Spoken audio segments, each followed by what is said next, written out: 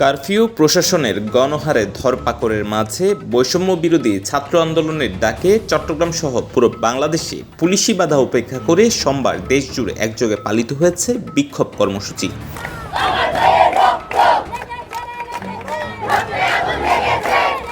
সোমবার পূর্ব ঘোষণা অনুযায়ী দেশের বিভিন্ন জায়গায় বিক্ষোভ কর্মসূচি পালন করেছে ছাত্র জনতা।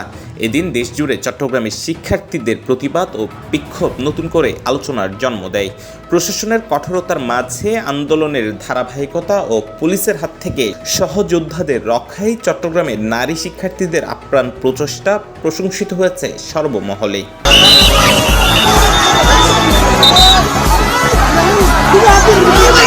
পূর্ব নির্ধারিত কর্মসূচির অংশ হিসেবে বিকাল ৩টা নাগাদ চট্টগ্রাম নগরীর চেরাগী পাহাড়ে অবস্থান নেয় বিক্ষোভকারীরা। এ সময় আইনশৃঙ্খলা বাহিনী ও সরকারদলীয় ক্যাডারদের হাতে নৃশংসভাবে নিরীহ শিক্ষার্থী জনতার হত্যার বিচার দাবিতে স্লোগানে প্রকম্পিত করে তোলে রাজপথ। আন্দোলন দমাতে প্রথম থেকেই শক্ত অবস্থানে ছিল পুলিশ। এক পর্যায়ে আন্দোলনকারীদের ছত্রভঙ্গ করতে টিয়ারশেল নিক্ষেপ করে প্রশাসন। এ সময় বেশ কয়েকজন শিক্ষার্থীকে আটক করে তারা। তবে সহযোদ্ধাদের আটকে ঢাল হয়ে দাঁড়ান চট্টগ্রামের নারী শিক্ষার্থীরা। এক পর্যায়ে কয়েকজন শিক্ষার্থীকে পুলিশের আটকের হাত থেকে রক্ষা করেন তারা। Desk news, CBN TV, USA।